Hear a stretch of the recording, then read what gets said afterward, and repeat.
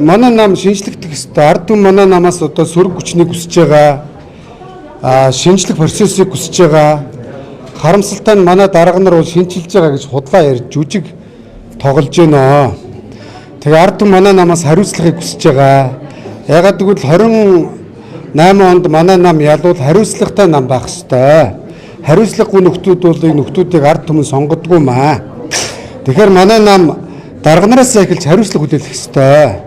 12 онд Алтан үеийг дарга нэг юм эвлүүлж, нийлүүлж эвдээ байж байгаад ялж ийсэн. Тэгсэн өнөөдөр манай нам хагарчаад байна. Соёлын төв өргөнд бас хэсэг нөхөд маань одоо онц их хурал зарлж байна. Ер нь түүхэндээ монголчууд тархаа утрахаа аймаг байхдаа ялагдаж явсан. Эзэн Чингис хаан маань нийлүүлж байгаад хүчрхэг болж ийсэн. Тэрэн шиг манай нам эвдээ нэгдэлтэй ээжээ сонгуульд орно.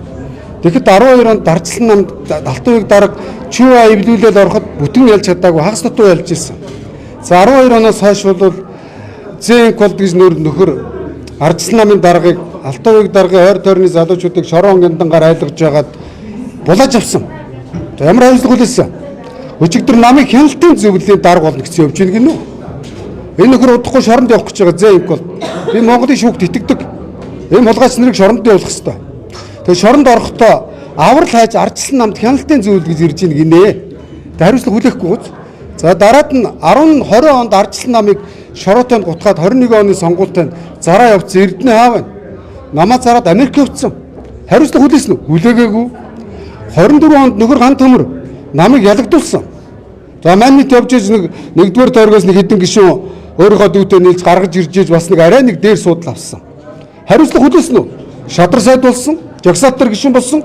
Одоо ерөнхийлөгчийн сонгуульд нэр дэвшигч юм гинэ. Ган төмөр. Ийм нөхдүүдэд ард түмэн итгэх үү? Итгэхгүй шүү дээ, тий. За тэгээ 20 онд ерөнхийлөгч байхдаа бас манай намыг ер нь бас зарж идсэн олон одоо нөхдүүдээр манай намын нөхдүүдийг шоронд барьж хийж ийсэн Халтмаагийн Баттулга хариуцлага хүлээсэн үү? Өнөөдөр их хурлын гишүүн болсон хурдаас суухгүй явж байна. Тий. Тэгээ өнөөдөр Баттул энэ манай намын үндэсний бодлогын оронд уг нь бол шүү дээ. 300 шилдэг гэр ахуйгаа зассан амьдралаа шийдсэн ийм шилдэг хүмүүс орж ирж иж 300-аас шилдгийн шилдэг 126 нэр дэвшиж ман намын олигарх хуудтай үзэх ёстой юм. Харамсалтай нөгөө нэг Баттулгын тороолууд, Баттулгын практикийн конопчингууд, тийм ээ? Одоо энэ ган төмрийн конопчингууд, энэ намын дарга одонгийн зөвхт гэрлийн конопчингууд орж ирлээ. Энэ яаж байгаа? Намыг хөвжилж авах гэж байгаа юм уу? Тэгээ манай намын энэ дарга нарт нэг алдаа байдаг. Аваагүй байхад авгаа сайхан, алаагүй байхад үнэг сайхан гэж намын даргын суудлын дээр суухаараа ерөнхий сайд болцсон мөрөөдсөн те. Өөрийнхөө долдоо нар за чи тийм юмны дарга болно, чи тийм юмны дарга болно гэд альбан тушаал хуваарлж хагаад хий зүудлээд хий тавиад байна. Тий. Ялалт гэдэг бол амаргүй. Тий. Өнөөдөр манай энэ Баттулга амарч чадахгүй Женко өчтөр тэр манай их хурлын гишүүн жаргал сайхан хэлж гин үнэ хэлж л шүү дээ. Хүмүүсийг дандаа ашигладаг, дараад нь хүнээр гинтэр хийх гэдэг. Өнөөдөр манай Баттулгыг дагсан Очоос сүрэнгийн байгаль магаас ахуулаад торгуулийн ял аваад бүгд ялтан болсон. Хаана одоо өнөөдөр Баттулгын эдэн конопчингууд байж байна. Амарч болдгүй юм уу? Өнөөдөр би нутгийн нэгэ дэндүү мэднэ. Өнөөдөр манай Баян онгороос хэдэн залуучууд орж ирж байна гэд. Баттулга 3 саяын шүлжээ өгсөрч хөрхийн намын ажилтгүй байгаа гишүүдийн амьдрал дээр нь тоглож 5 цаасаар хурж баган конопчингуудыг оруулсан. Баян онгороос боддоо та нар сэтгүүлч таньж байгаа зэлсэн гэд. Баттулгыг ерөнхийлөгч байхад нь хэвлэлийн албаны дарга байж байгаа жидүү аваад цугтаага явсан жижигсэн Баян онгорт бүр гөлж танихгүй тэрийг.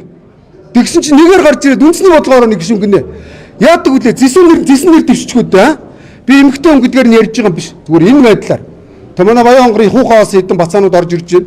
Их хурлд үтгийл орон нутагта нутгийнхны дэмждэг хуухаас гуйлагчингууд их хурлд нэр дэвших гинэ.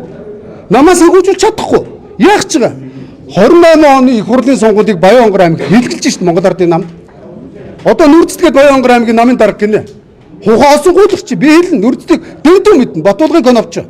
28 онд Баян онгорын нүрцдгийг сонгох байсан бол 20 онд миний мандатыг Баттулгаар булаалгаад дэвшиж байгаа сонгохгүй байсан. Нусаа татаа сугарт ядагдсан шít.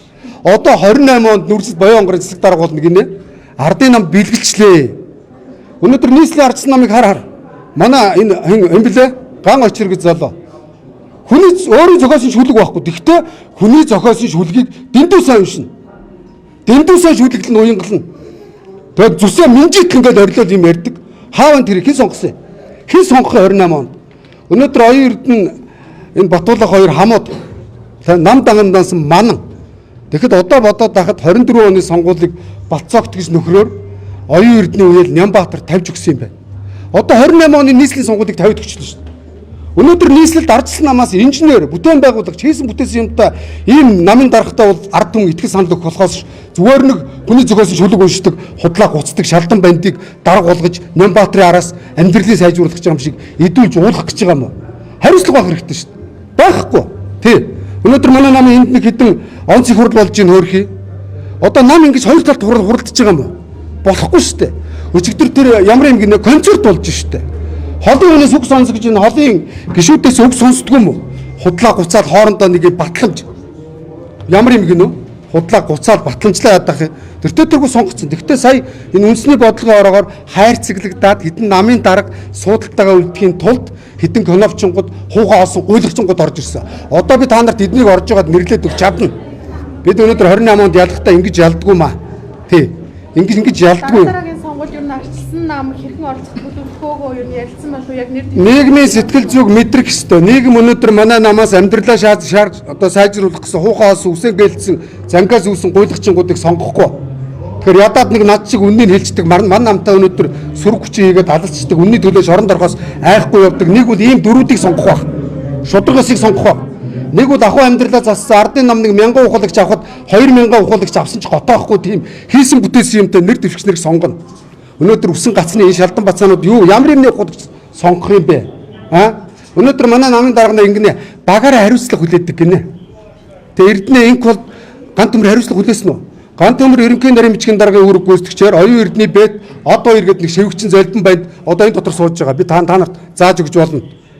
Намынхаа урал дээр ороо батламжлагч чадахгүй жагсаалтаар ороод гişүүн болсон ч оюун эрдэнэ цэцэрлэг байгуулж өгч байгаа юм шиг хяналтын яамны сайд гинэ. Хэдэн дөрөв төгрөг үрээд буулаач тэр хулгайч гуйлагчин золбин банд гэж хэлж өөрчлөлөө жоохон бүдүүлгийг хүлэг хэлэхээс өөр арга алга. За одоо манай зогтгэрл бас хариуцлага хүлээнэ гэдээ өөрийнхөө үнийг генсекээр томилуулах гэж байна. Тий. Өнөөдөр ганц төмөр хариуцлага хүлээсэн юм уу? Хүлээгээгүй шүү дээ.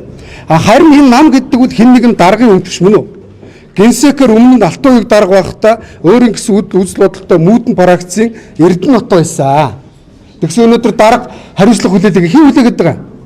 Эдгээр шоронд орж иж хариуцлага хүлээнэ. Эсвэл үхэх юм уу эдгээр? Эдгээрээс хэн үхсэн? Бүгд ганцруу биш шүү дээ. Тэгээд эдгээр үхчүүдийн хариуцлага хүлээх юм. Өөр үхтээс нь хариуцлага нэх юм уу? Тийм байдгүй.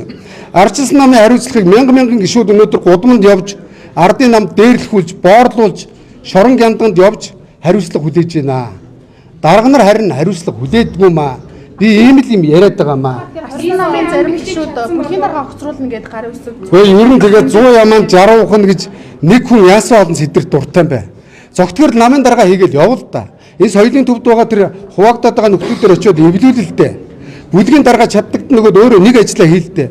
Манайхан нэг юм Монгол улс яагаад хөгжихгүй нэг давхар дарга хийгээд олон ажлыг сарниулаад байхаар хөгжихгүй байгаа. Игурлын гишүүн давхар сайд тэр шиг ерөөсөө юм болгоны дарга болно. Тэгээд даахгүй нохоо болоо хураана гэж. Бүлгийн дарга өгөх хэрэгтэй шүү дээ. Чаддаг мөн үү? Өөр ганцхан намынхаа даргаыг чадaltaй гэсэн тоххой юу? Тэгээд юм болгоныг дарга гэдэг энэ жүжээд байдгаа болох хэрэгтэй. Тий.